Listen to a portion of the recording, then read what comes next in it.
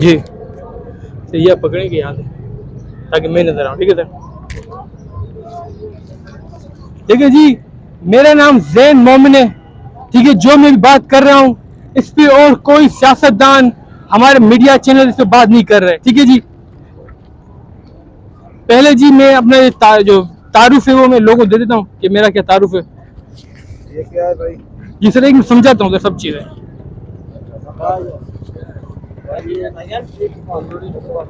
ये क्या ये? अच्छा ये एक मुझे चाहिए, ये एक मुझे चाहिए, एक मिनट ये समझाने की। सर ये नीचे रखेंगे।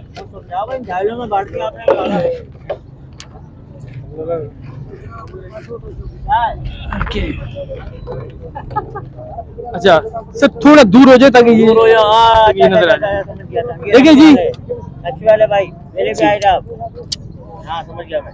देखिए अब मुझे भगा तो नहीं सकते, मैं हमेशा आऊंगा, यहाँ आता रहूंगा, क्योंकि मेरा काम है आप लोगों की हालत बेहतर करना, जो जिसको बेहतर लगे ना लगे। इसीलिए मैं बात कर रहा हूँ, लेकिन मेरे बात सुनिएगा जरा।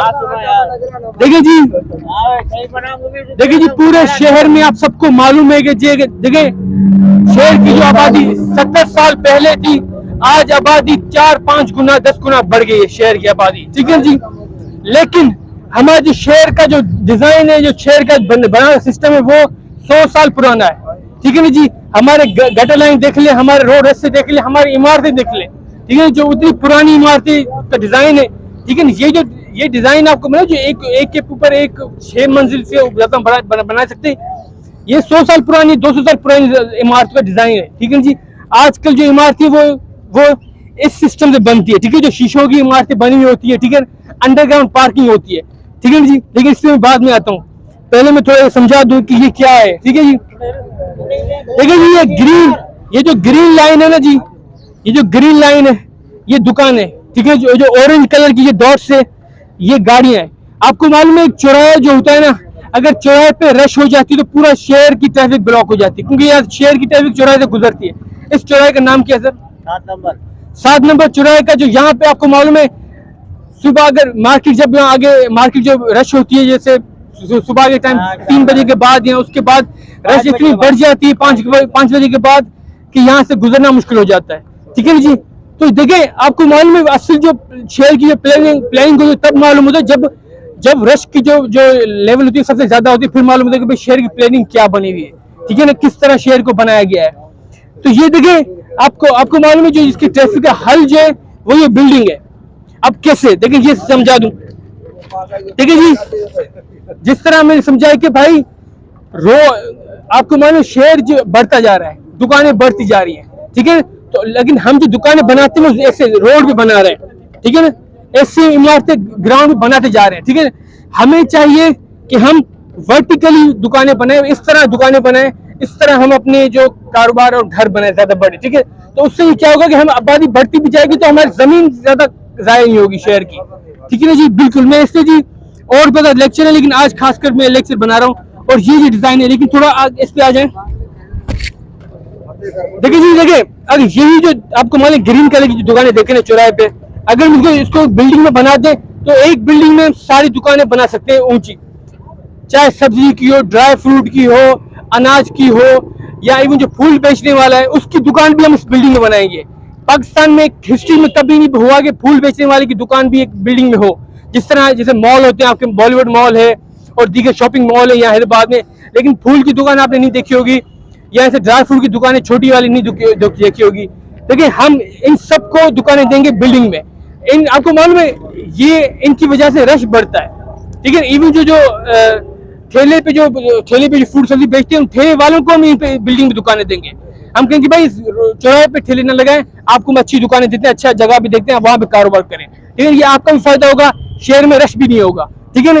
और दूसरी बात ये कि देखिए ये ऑरेंज कलर की जो ट्रैफिक, आपको मालूम है दुकानें जहाँ होंगी तो लोग भी आएंगे, तो गाड़ी खड़ी करते हैं, रक्षा खड़ा करते हैं, गाड़ी बाइक खड़ी करते हैं, उससे रश और ज्यादा बढ़ता है, ब्लॉक ट्रैफिक और ज्यादा होती है।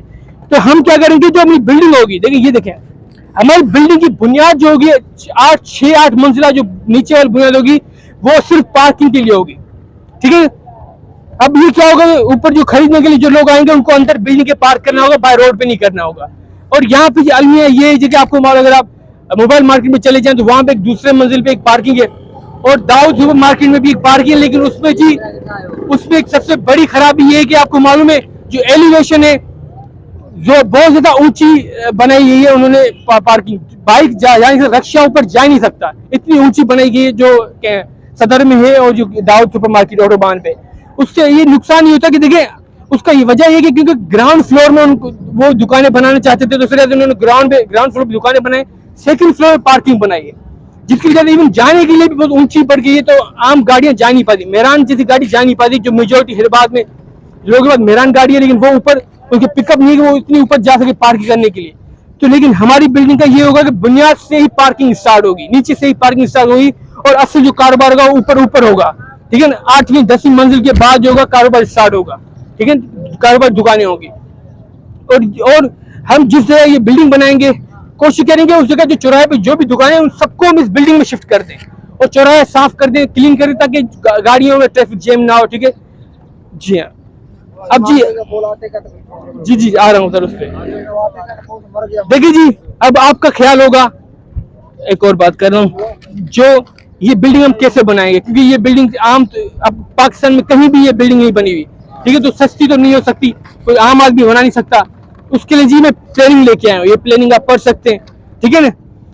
देखिए मैं पिछले लेक्चर में यहाँ आया था तो मैंने जो बात की थी वही रिपीट करूंगा, लेकिन थोड़ा हम समझाने की कोशिश करूंगा। आपको मालूम है पाकिस्तान के पास ना इंडस्ट्री अच्छी, ना हमारे पास सर्विस बिजनेस बड़ा, ठीक है, जिस तरह बड़े जो कारोबार होते हैं, हमारे पास सबसे जो कीमती चीज है वो जमीन है। हमारे पाकिस्तान के पास सिर्फ एक चीज जो कीमती चीज है जिसे मुनाफा कमा सकते हैं वो जमीन है, क्योंकि दुनिया के जो बड़े मालिक है, इवन दुबई देख ले, इजराइल देख ले, अमेरिका देख ले, यूरोप देख ले, किसी के पास भी ऐसी जमीन है जो पाकिस्तान के पास है, ठीक है ना। हमें अपने जमीन की, लेकिन अफसोस से हमारे किसानों को जी निगलेक्ट किया जा रहा है, उनको इग्नोर किया जा रहा है। ग्राम इतनी देखिए महंगाई बढ़ गई है, किसानों को रेट तक सही नहीं दिया जा रहा फसल का। मेरा जी प्लानिंग ये देखे हम क्या करेंगे, पाकिस्तान की जमीन जो होगी उसको, आपको मालूम है दुनिया में चंद मुल्क है जिसका टेक्नोलॉजी है, उस चंद मुल्कों में इजराइल एक मुल्क है। अब आप सोच रहे हो यार दुश्मन मुल्क से हम क्यों बात करेंगे, तो मैं पहले भी ये बात कह दूं, जो बड़ा मुबारी सुलह हुदैबिया पढ़े, ठीक है, इस्लाम की सबसे बड़ी तारीखी वाक़िया है सुलह हुदैबिया। भाई अपनी इकोनॉमी को बेहतर करने के लिए थोड़ी कुर्बानी देनी पड़ती है, ठीक है ना जी। और कोरोना वायरस की वजह से हमारी महंगाई और ज्यादा 2 गुना बढ़ गया। पेट्रोल की कीमत देखिए जी, अनाज की कीमत देखिए जी, डबल होगी, ट्रिपल होगी, ठीक है। हमें ये वक्त ना बुरा आ गया है, इस वक्त में हमें मजबूरन जगह वो फैसले लेने पड़ेंगे जो हमें पहले नहीं लिए, ठीक है ना। और जगह जी इजराइल के पास जो टेक्नोलॉजी है, दुनिया किसी और मुल्क के पास टेक्नोलॉजी वो नहीं है जो इजराइल के पास है, ठीक है।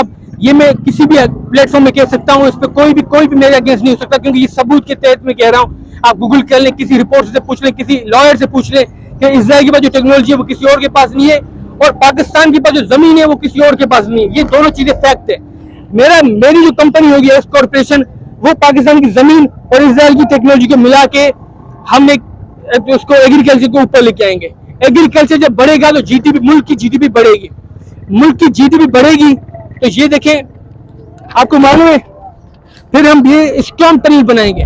देखिए कोई भी शहर, कोई भी गांव, जहां भी इंसान रहते हैं, वो वहां पे जब तक बुनियादी अंडरग्राउंड ड्रेनेज निकासी नहीं होगी, गटर की सिस्टम, तब तक आप बड़ी इमारत नहीं बना सकते, ठीक है। तो ये हम पहले से पकड़िएगा, हम पहले शहर की जो निकासी बेहतर करेंगे, स्टॉर्म टनल बनाएंगे, ठीक है ना। उन पैसे जो जमीन से पैसे मिलेंगे, स्टॉर्म टनल बनाएंगे।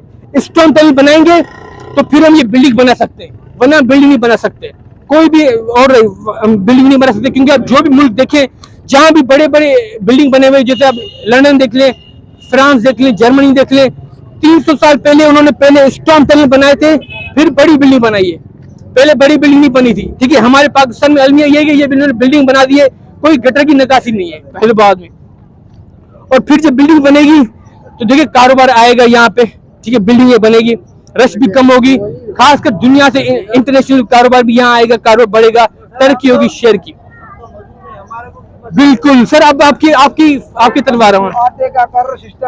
अब जी देखें, इस बिल्डिंग को बनाने के लिए मजदूर चाहिए, ठीक है ना। ये और कोई नहीं बनाएगा, आप ही लोग बनाओगे। आपको मालूम है रोजगार इतना मुश्किल हो गया, महंगाई बढ़ गई, रोजगार मिलना मुश्किल हो गया है, और मिलता है तो इतने चंद पैसे मिलते हैं जी, 10, 15, 20 हजार में कोई गुजारा नहीं होता, क्योंकि घर बार बच्चे होते हैं, बीवी होती है, उसको संभालना होता है। जब ये बिल्डिंग बनाऊंगा मैं तो आप लोगों को ही मैं इस पर हायर करूंगा, और कम से कम जी 40,000 रुपए हर बंदे को मिलने चाहिए। ये मेरा जी, मैं पिछले लेक्चर में मैंने ये कहा था, आज फिर मैं रिपीट कर रहा हूँ। महंगाई जी डबल हो गई है, लेकिन हाँ आपको जो आपकी मजदूरी वही है, वही के वही जो 10 साल पहले थी, बिल्कुल। अब से जब पैसे आएंगे आपके पास, हर महीने आपको 40,000 रुपए कम से कम मिलेंगे, तो आप महंगाई अगर हो भी गई तो आप उस महंगाई से लड़ सकते हो, महंगाई से बर्दाश्त कर सकते हो, अगर आपके पैसे होंगे, ठीक है। वो तब होगा जब हमारी ये प्लानिंग से काम होगा, ठीक है ना, इसके बजाय और कोई काम नहीं होगा। पिछली बार जो लोग, आपको मालूम है, ये जो मैंने कागज दिए हैं आप लोगों को ना, आपके जो नुमाइंदे, आप मेरे जाने के बाद खुद ये पढ़िएगा, आपके नुमाइंदे ये इस पे नहीं बात कर रहे, आपके मीडिया चैनल इस पे नहीं बात कर रहे, ठीक है। वो सिर्फ जंग और लड़ाई पे बात कर रहे, भाईचारे पे कोई बात नहीं कर रहा। इतने बुरे हालात हो गए पाकिस्तान के, फिर भी वो कह रहे हैं कि भाई हम दूसरे मुल्कों से जंग कर रहे हैं। हमारे पड़ोसी मुल्क जगह ईरान हो गया, इंडिया हो गया, अफगानिस्तान हो गया, ठीक है ना, उनसे हमारे कितने बुरे ताल्लुकात हैं। अगर उनसे अच्छे ताल्लुकात होते तो अगर यहाँ पे फसल में का रेट ज्यादा है, वहां से हम अच्छी फसल कम कीमत में फसल ले सकते थे, ठीक है ना। जैसे ईरान से अगर ऑयल से हम ले सकते हैं, अगर कहीं और से ऑयल महंगा मिलता, इंडिया से हम टमाटर ले सकते हैं, अफगानिस्तान से हम ड्राई फ्रूट सस्ता ले सकते हैं, लेकिन हमारे हालात ही अच्छे नहीं। हालत अच्छे करने के लिए मेरा साथ देना होगा आपको। जो पिछली बार जो बंदे आए जिन्होंने मुझ पे तशद्दुद किया था, वो जी हालत अच्छा नहीं होने दे रहे, लेकिन मैं यहाँ पे आता रहूंगा। मुझ पे जो तशद्दुद करना चाहे 100 बार करे, क्योंकि मैंने आप लोगों की हालत बेहतर करने, ठीक है जी। आखिर में जी मैं आऊंगा, आप सबके मुझे ऐसी बिल्डिंग के लिए जी, बिल्डिंग के लिए मुझे वोट चाहिए आप सबके, क्योंकि बड़े बड़ी आपके वोट दें मुझे सर, यहाँ पे वोट सर, आप वोट देंगे।